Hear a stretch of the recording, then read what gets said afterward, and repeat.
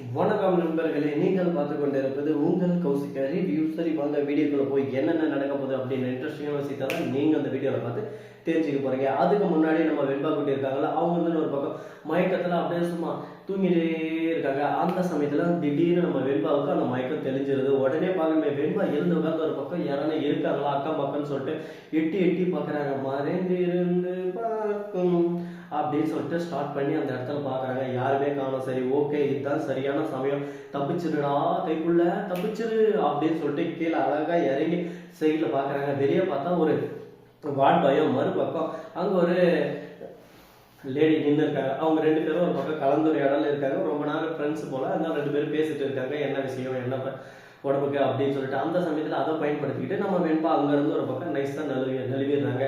ஆனால் இங்கே தான் வச்சாம்பார் ஒரு ட்விஸ்ட் அப்படின்ற மாதிரி இன்னொரு வார்ட் பை, அதாவது இன்ஜெக்ஷனை போட்டு நம்ம வெண்பா ஒரேடியாக படுக்க வச்சான் பார்த்தியா, அவன் அந்த ஹாஸ்பிட்டலுக்கு கரெக்டாக வெண்பாவை பார்த்ததுக்கோசரம் வரான். அந்த சமயத்தில் அவன் பார்த்துறான். உடனே வெண்பாவை அங்கேருந்து கைகளை பிடிச்சி வாயை பொத்தி அழகாக தூக்கிட்டு போயிட்டு அமைதியாக உட்கார வைக்கிறான். அந்த பாரு பாப்பா, உனக்கு ஏதோ உடம்பு கொஞ்சம் பால்ட்டு, அதனால தான் உன்னை சைலண்ட்டாக விட்டுன்னு இருக்குங்க.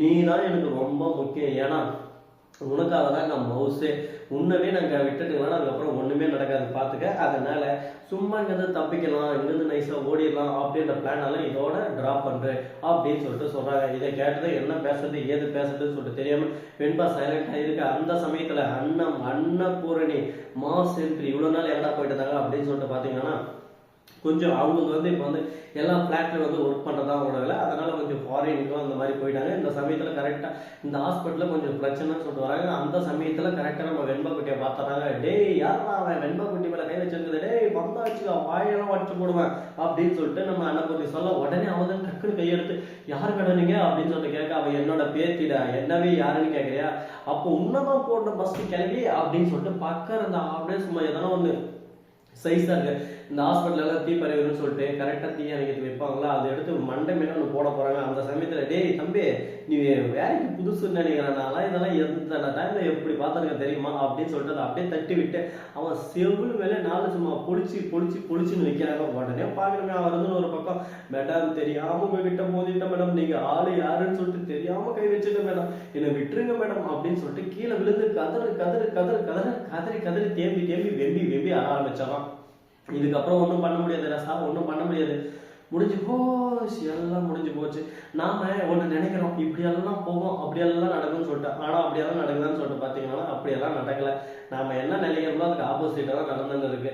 நாம் ஒன்று நினச்சா அது ஒன்று நடக்குது. என்ன தான் நம்ம பண்ணுறது சொல்லுங்க பார்க்கலாம். குத்துதே கொடையதானா, குத்தணும் செய்யும், கொடையை தான் செய்யும். அதனால் இந்த விஷயத்தை இதோட விட்டு இதுக்கப்புறம் என்ன பண்ணலாம் ஏது பண்ணலாம் அப்படின்ற விஷயத்தை பற்றி யோசிச்சு அப்டேட் கொடுத்தோம்னா நாம தான் இங்கே எல்லாமே அப்படின்ற மாதிரி தான் ஒரு பக்கம் இருக்கு. அதே சமயத்தில் அன்னபூர்ணி விஜய் ஃபோன் பண்ணாங்க. விஜய் தம்பி எங்கே இருக்கீங்க அப்படின்னு சொல்லிட்டு, இந்த மாதிரி வீட்டில் தான் இருக்குன்னு சொல்லிட்டு சொல்ல, அந்த சமயத்தில் தான் நம்ம மல்லி கொஞ்ச நேரத்துக்கு முன்னாடி வந்து விஜய் கிட்ட, விஜய் என்ன மன்னிப்பே மாட்டீங்களா, நான் அப்படி என்ன விஜய் தப்பு செஞ்சேன், உன் மூஞ்ச பார்க்கறதுக்கே பிடிக்கலடி, நான் சொல்லி வேணாம் நானா நீ வேணும் நான் வேணாம்னா நீ வேணும்னு. இப்போ பார்த்தியா ரெண்டு பேருக்கும் வேணான்னு வெண்பா வேற தூக்கின்னு போயிட்டாங்க. இதுக்கு தானே நான் சொன்னேன், என் பேச்சை நீ கேட்கல, இதுக்கப்புறம் ஒன்றும் பண்ண முடியாது, என் மகன் எங்கே இருக்காளோ எப்படி இருக்கா, உங்கள் மகளா விஜய், நம்ம மக விஜய், நம்ம மகன்ற எண்ணம் தான் இந்த மாதிரி நீ பண்ணியிருப்பியா அப்படின்னு சொல்லிட்டு கேட்க, என்னோட மகன்ற எண்ணம் இருக்கிற ஒரே காரணத்துல தான் என் பொண்ணு ஜெயிக்கணும், எல்லாத்துலேயும் என் பொண்ணு இப்போ நம்பர் 1 இருக்கணும் அப்படின்னு சொல்லிட்டு ஆசைப்பட்டேன். எதுக்காகவும் பயப்படக்கூடாது, வாழ்க்கையில் பயந்து ஓடினே இருந்தால் லாஸ்ட் வரைக்கும் ஓடினே தான் இருக்கணும். அதனால் முடிஞ்ச வரைக்கும் இறங்கி களத்தில் அடித்து பழகு அப்படின்னு சொல்லிட்டு வெண்பாவுக்கு சொல்லி தந்து வளர்க்குறாங்க நம்ம மல்லி. இதில் என்ன தப்பு இருக்குது, சட்டப்படி இதில் எந்த தப்பு இல்லைங்க. மல்லி சொன்னது 100க்கு 100 உண்மைதான். இதுக்கப்புறம் என்னென்ன பண்ண போகிறாங்க அப்படின்னு சொல்லிட்டு பார்த்தீங்கன்னா, அது மட்டும் இல்லாமல் விஜயன்னு ஒரு பக்கம் எங்கிட்ட ஒரு விஷயத்தை நீ மறைச்சுன்னு இருக்க, எத்தனை நாளைக்கு முடி மறைக்கிறேன்னு நானும் பார்க்குறேன், எல்லாமே ஒரு காலம் வரைக்கும் தான். அது மட்டும் இல்லாமல் இந்த மல்லி இருக்கால, அவரோட குழந்தை வயிற்றுல எப்படி இருக்கா, ஆரோக்கியமாக இருக்கா இல்லையா அப்படின்ற ரிப்போர்ட் வந்து இப்போதைக்கு நம்ம விஜய் கிட்ட இன்னும் காட்டல. அது மட்டும் இல்லாமல் அந்த டாக்டர் எந்த ஹாஸ்பிட்டல் போகிறோம் அப்படின்னு சொல்லிட்டு தெரிஞ்சுக்கிட்டு அந்த டாக்டர் கிட்ட வச்சுட்டு மல்லியோட குழந்தைய கலைச்சிடணும் அப்படின்னு சொல்லிட்டு ஒரு முடிவில் இருக்காங்க. டே நீங்களாம் மனுஷ ஜென்மமாடா, டே கதிரசா, எல்லாம் சரியான கேவலமான கேடு கட்டவாதிடா அப்படின்னு சொல்லிட்டு நம்ம சொல்லலாம். நீங்கள் சொல்லலாம், நான் அப்படிதான் நடந்துப்பேன், உங்களால் என்ன பண்ண முடியும், ஒரு பருப்பை என்கிட்ட வேகாது அப்படின்ற மாதிரி நடந்துக்கிறாங்க. இப்போ என்ன பண்ணுறது ஏது பண்ணுறதுன்னு சொல்லிட்டு தெரியாமல் ஒன்றும் பூரி இல்லை சொல்ல தேதி இல்லை கண்ணு இல்லை அப்படின்ற மாதிரி தான் ஒரு பக்கம் போயின்னு இருக்கு. இதுக்கு மேலே என்னென்ன பண்ண போகிறாங்க, எது பண்ண போகிறாங்க, யார் கையில் என்ன இருக்குது அப்படின்னு சொல்லிட்டு யாராலையும் சொல்ல முடியாதுங்க. இப்படியும் போகலாம், அப்படியும் போகலாம், எப்படி வேணாலும் போகலாம். அதை பற்றி நம்ம கண்டுக்கவே கூடாது. நாம் அடுத்தபடியாக நம்மளோட விஷயத்தை யோசிச்சுட்டு நம்மளோட ஃபோக்கஸே ஃபுல்லாக இதில் தான் இருக்கணும். அதனால் நம்ம ஆணித்தனமாக இதை ஒரு பக்கம் அடித்து சொல்லிடலாம். இதுக்கப்புறம் என்னென்ன பண்ண போகிறாங்க, ஏது இது பண்ண போகிறாங்க அப்படின்னு சொல்லிட்டு பார்த்தீங்கன்னா, அதுக்கு முன்னாடியே உங்களுக்கு ஒரு இம்பார்ட்டண்டான ஒரு விஷயத்த சொல்ல போகிறீங்க. அப்படி என்னடா இம்பார்ட்டன்ட் அப்படின்னு சொல்லிட்டு பார்த்தீங்கன்னா, அது வேறு எதுவும் இல்லைங்க. நம்ம மல்லியோட கர்ப்பத்தை கலைக்க முயற்சி பண்ணுற இந்த ராஜேஸ்வரி, கதிரேசன், நிஷா இவங்கெல்லாம் இருக்கலாமா, இருக்கக்கூடாதா, இவங்களை என்ன பண்ணலாம், ஏது பண்ணலாம், எப்படியெல்லாம் இவங்களை வச்சு செய்யலாம் அப்படின்ற உங்களோட கருத்தை மறக்காம கமெண்ட் செக்ஷனில் சொல்லிவிட்டு போங்க.